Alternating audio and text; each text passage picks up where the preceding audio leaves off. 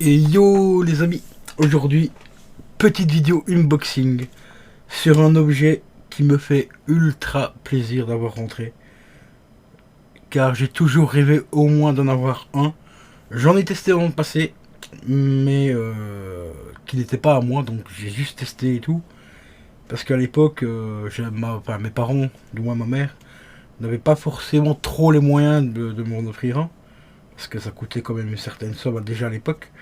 Donc, sans plus tarder, je vous fais l'unboxing juste après le générique. Allez, c'est parti, let's go.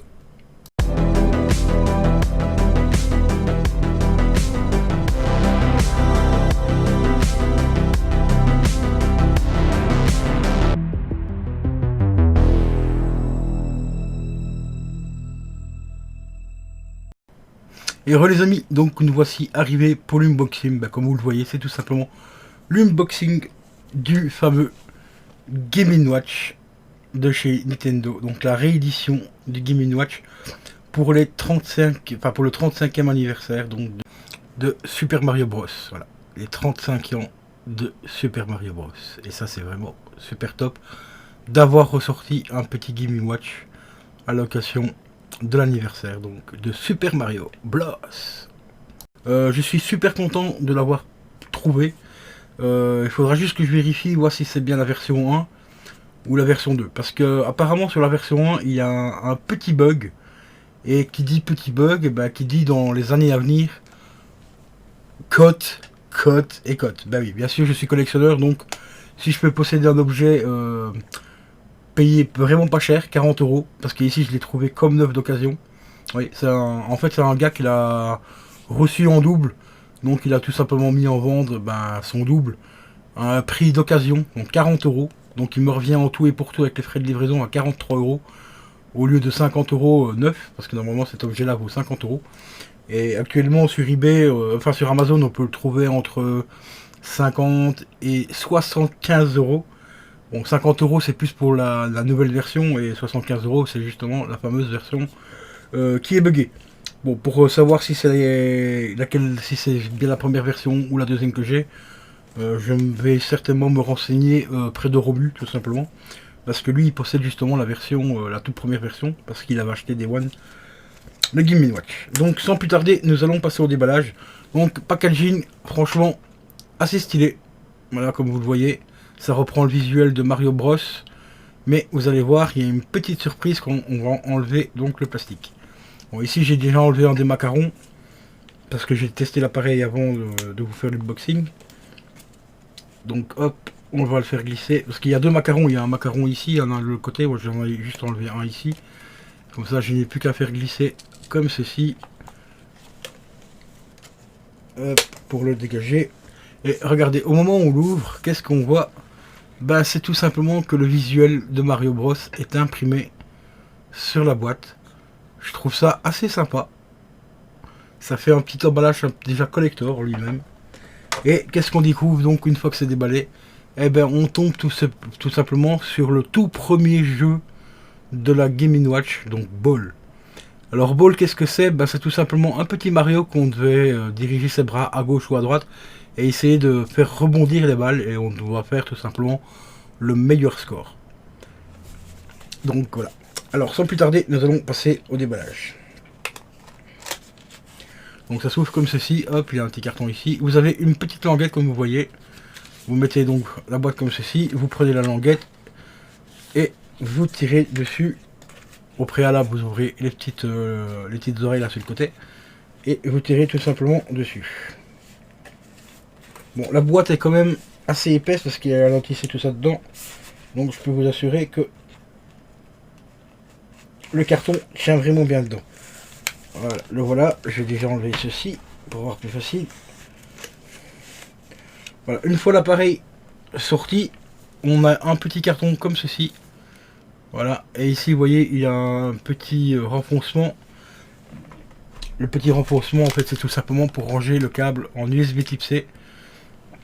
Car qui dit nouvelle version du Game & Watch dit forcément rechargeable, car il fonctionne sur batterie. À l'époque les Game & Watch ça fonctionnait avec des petites piles de montre. Et on découvre aussi à l'intérieur de la boîte quelque chose que tout le monde s'en fout. La notice, voilà. Bon, personnellement, pour se servir dans la Game Watch, il faut pas avoir fait bac plus 10 non plus. Hein. Donc, la notice, on va la ranger tranquillement. Donc, comme je l'ai dit, comme vous voyez, il est entièrement neuf. Le câble n'a jamais été défait, rien du tout. Le plastique est même encore scellé et tout. Voilà, donc on découvre un tout petit câble USB type C. Que je vais même pas déballer parce que j'en ai déjà un là qui va me permettre de recharger la Game Watch. Donc voilà, petit câble USB type C. Comme vous voyez. Voilà. Et le câble, bon, il est pas très long. Mais il est relativement de très bonne qualité. Bien sûr, il est sous licence Nintendo. Je sais pas si vous verrez bien. Voilà, on voit un petit peu ici. Sous licence Nintendo, donc ça prouve quand même que c'est un câble de bonne qualité, quoi. Ils auraient pu mettre un câble tout à fait basique. Surtout pour le prix qu'on a payé l'appareil, 50 €, je trouve pas ça extrêmement cher. Et moi ici je l'ai payé donc 40 €, je le précise, mais le prix d'origine c'est 50 €. Donc ensuite on va passer au déballage. Alors quand vous voyez la boîte comme ceci, juste en dessous, ici vous indique qu'on peut la sortir par ici. Mais je vais vous donner une astuce très simple. Vous voyez ici, il y a des pointillés. En fait, il suffit juste de soulever le carton comme ceci et de faire glisser votre appareil. Comme ça, vous le glissez, enfin, vous la sortez beaucoup plus facilement sans devoir à chaque fois ouvrir la languette qui est ici et abîmer le carton. Voilà, c'était une petite astuce comme ça, gratos. Me dites pas merci, c'est tout à fait normal. Et on découvre donc le petit emballage, voilà, dans le plastique. Et voici le Saint Graal, les amis, que j'ai m'empressé de sortir de son plastique d'origine. Et donc voici le fameux Game & Watch de chez Nintendo, nouvelle version 2020. Et franchement, qualité mais au top du top. L'écran, regardez la taille de l'écran, franchement on a quand même une très bonne taille d'écran. Écran LCD. Le dessus, toute la partie ici qui est un petit peu brun cassé, c'est carrément du métal brossé. Donc franchement très bonne qualité, très quali. La qualité des touches, rien à dire. C'est un caoutchouc un petit peu antidérapant et très assez mou. Donc c'est facile, franchement hyper facile pour appuyer sur les boutons. Il n'y a pas besoin d'appuyer comme un malade. Par exemple, quand on appuie sur le B pour le faire courir, donc quand vous appuyez sur B et la petite croix qui est ici, j'essaie d'appuyer dans le bon sens, eh ben, vous pouvez choper le A très facilement juste en faisant ceci pour le faire courir et faire des gros sauts. Donc voilà quoi. Donc franchement, très bien pensé. Les boutons sont franchement top. Ici sur le côté, on découvre le petit bouton d'allumage et bien sûr la prise USB type C pour le recharger. Par contre, il n'y a pas d'infos. Enfin, si, il y a des petites infos, mais on voit vraiment pas bien. Parce que c'est imprimé directement en rouge. Désolé pour les reflets de l'écran. Mais c'est imprimé directement rouge sur rouge. Donc il y a des petites infos par rapport à la batterie. Mais ça je pourrais pas vous les dire comme ça. Attendez. Je crois, oui, c'est 1,5 volts pour la batterie. Et elle fait 200 mAh. Donc ce qui est quand même relativement correct pour le type d'appareil. Hein, parce que c'est pas cet appareil là qui va consommer énormément de batterie. D'ailleurs quand je l'ai reçu, et comme la plupart des unboxings que j'ai vus, il était déjà rechargé à peu près à la moitié. J'ai fait un petit gameplay. Allez, j'ai fait le premier niveau du Mario Bros 1. J'ai fait un demi-niveau du Mario Bros 2. Oui, car il y a 3 jeux dessus, j'ai oublié de vous le préciser. Et j'ai fait une petite partie de Ball. Voilà, parce qu'il y a Ball qui est intégré dedans aussi. Par contre, ça j'ai vu pas mal de gens faire la petite critique par rapport au jeu. Parce qu'à l'arrière de la boîte, vous voyez, on a l'impression qu'il y a 4 jeux. Mais en fait, il y a 3 jeux. Donc comme je l'ai dit, Mario Bros 1, le 2, Ball, et le troisième soi-disant jeu, c'est tout simplement marqué Time, c'est tout simplement la fonction horloge. Comme il y a toujours eu sur les Game & Watch, il y avait toujours une petite fonctionnalité réveil. Mais sinon, regardez-moi ça, au niveau de la finition, franchement, c'est vraiment propre. Il n'y a rien à dire, là franchement Nintendo nous a sorti encore un truc très quali. il n'y a rien à dire. Et au-dessus, on peut découvrir donc le petit Mario Bros. Donc franchement, super propre. Je vais maintenant vous faire un tout petit gameplay pour vous montrer un petit peu la qualité de l'écran et tout. Donc voilà, donc on se retrouve tout de suite.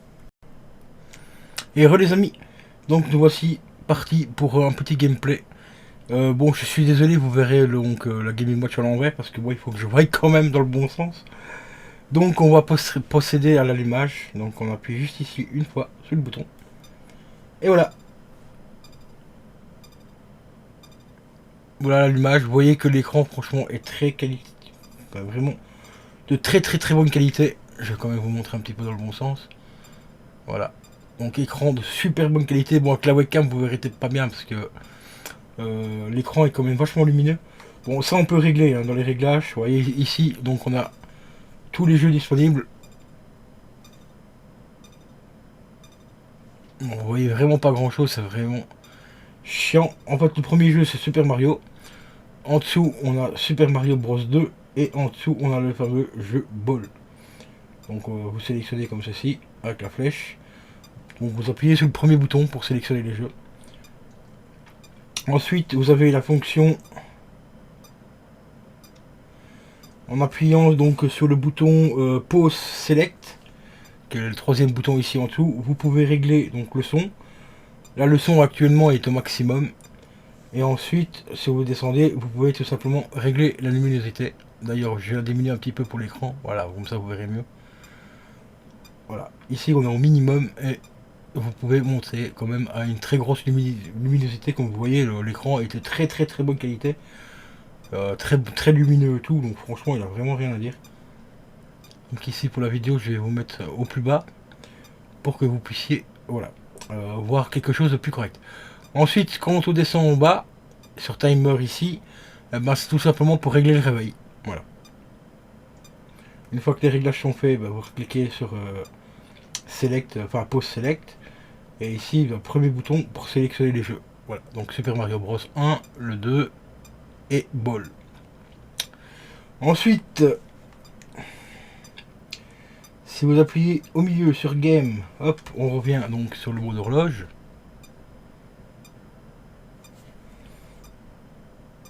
Et vous pouvez également changer les fonds, comme vous le voyez. Et vous voyez aussi le fond d'écran, enfin l'arrière de l'écran change en fonction de l'heure. Ici, nous sommes le soir, donc il fait nuit. Mais la journée, vous voyez les nuages et tout. Et ça, c'est franchement assez top. Voilà, vous voyez ici, on peut changer les visuels, donc. En fait, c'est simple, hein, Super Mario Bros 1, le 2 et le visuel du 3. Voilà. Donc franchement, très cool d'avoir fait cette petite option-là. Donc ici, sans plus tarder, nous allons nous tester le premier Mario Bros. Donc vous sélectionnez, vous appuyez sur le A pour rentrer. Et voilà, on rentre dans le jeu. Bon, comme je l'ai dit, c'est... Je suis à l'envers. Et voilà. Et le son est franchement très correct. Et vous voyez la réactivité des boutons. Franchement, vraiment rien à dire. Il est très réactif.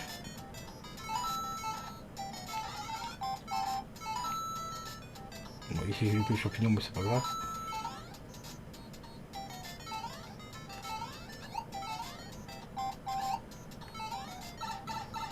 Vous voyez, c'est très réactif, hein, franchement.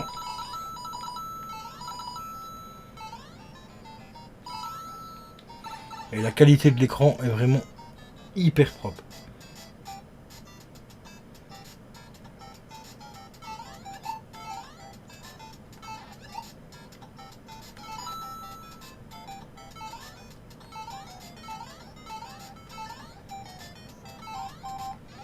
Ouais, vous voyez, vous pouvez courir et sauter très facilement. Parce que les boutons sont assez accessibles, donc franchement. Et le son est franchement correct. Hein.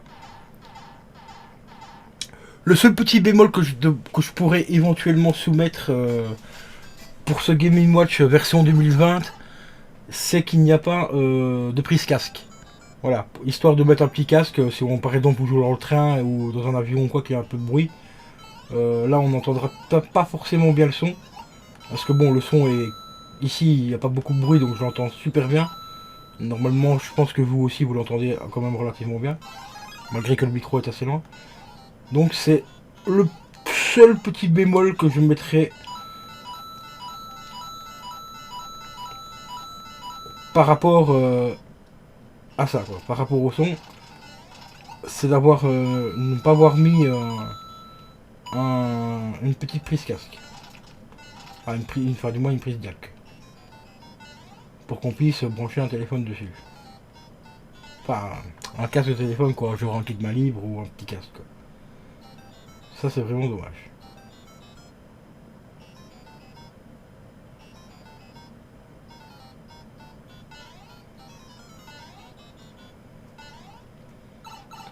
Et vous voyez, les boutons réagissent mais vraiment super bien quoi.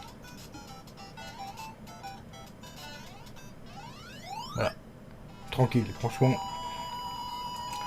Vraiment rien à dire.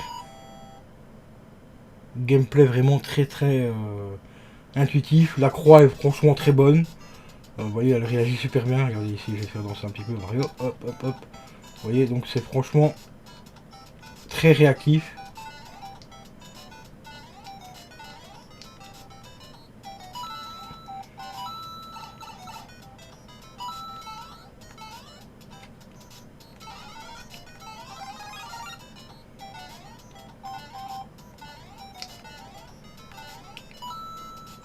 Bon, là j'ai glissé.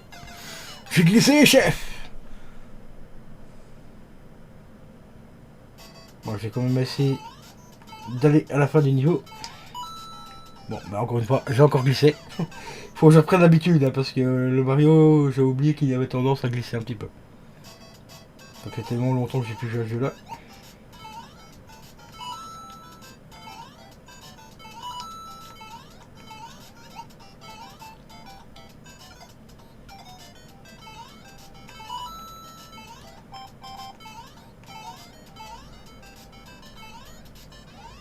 Ah, un petit 2000 là, on va pas tenter les 5000. Bah bon, vous voyez, franchement, je vais vous remettre un petit peu comme ceci pour que vous voyez bien. Hop.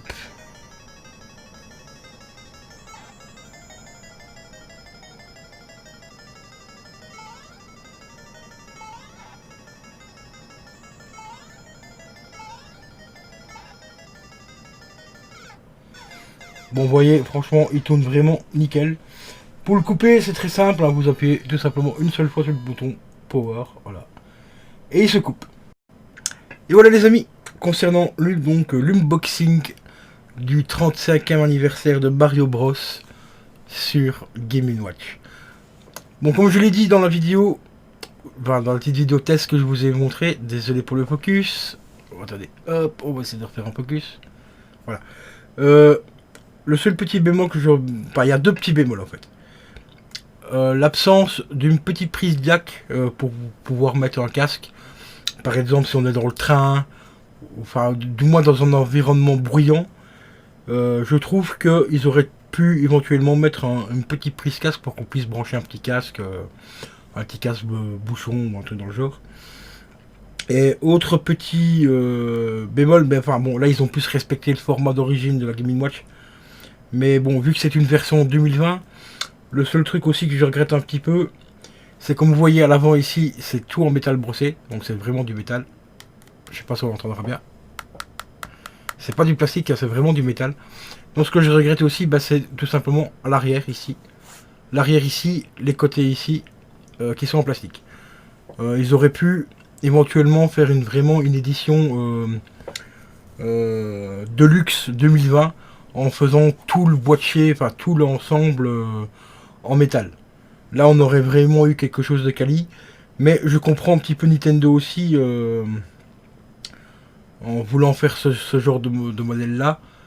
C'est vraiment la réplique, enfin une réplique quasiment exacte, fidèle au vrai Game & Watch.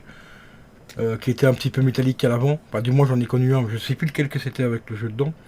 Où c'était métallique au-dessus. Donc tout ça ici était en métal. Et le contour et l'arrière étaient en plastique. Donc ils ont vraiment conservé le format d'origine. Mais ils auraient pu proposer aussi une version, comme je l'ai dit, un petit peu plus un peu plus luxueuses avec en full métal par exemple. Voilà. Et aussi, bon, bah ça c'est beaucoup de reproches que j'ai vu aussi sur les autres unboxings. Il y a beaucoup de gens qui critiquent aussi le nombre de jeux qu'il y a dessus, 3 jeux. Ils trouvent ça un petit peu limité. Ben moi je trouve que c'est quand même relativement correct pour le prix. On a quand même 2 gros jeux cultes, hein, donc Super Mario Bros 1 et 2. Et en plus en bonus on a Ball, donc c'est quand même pas mal. Parce que ces gens-là, ils oublient qu'à l'époque, ben, quand t'achetais un Game Watch, t'avais qu'un seul jeu dessus. T'en avais pas 3 ou 4. Hein. Donc voilà, moi je me rappelle à l'époque, j'avais essayé le Donkey Kong, il n'y avait qu'un seul jeu dessus. Donc voilà. Bon, après, je ne sais pas combien ça valait à l'époque. À combien ils étaient vendus à l'époque, enfin, du moins en Belgique. Donc, je sais pas. Voilà. Et il y a aussi un truc que j'ai oublié de vous montrer tout à l'heure. Il y a aussi une toute petite fente ici sur le côté. Voilà. Je sais pas si on la verra bien. Elle est juste là. Donc, ça, par contre, je sais pas trop ce que c'est. Ça ressemble un petit peu à une fiche USB type C. Mais c'est beaucoup plus fin. Je me demande bien si c'est pas une espèce de bouton reset ou un truc comme ça pour éventuellement le réveil ou remettre le jeu à zéro.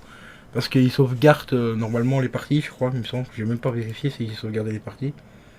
Bon, bah là j'ai coupé les jeux quand on était en plein gameplay et comme vous voyez, il s'est mis en pause automatiquement. Donc ça c'est plutôt sympa.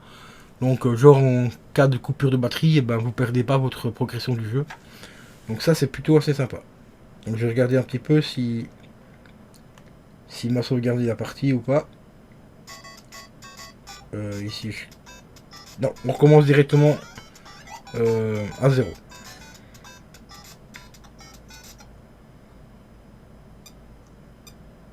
Voilà.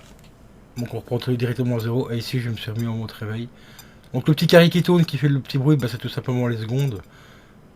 Et franchement, je trouve ça vraiment plutôt sympa, la petite fonction réveil.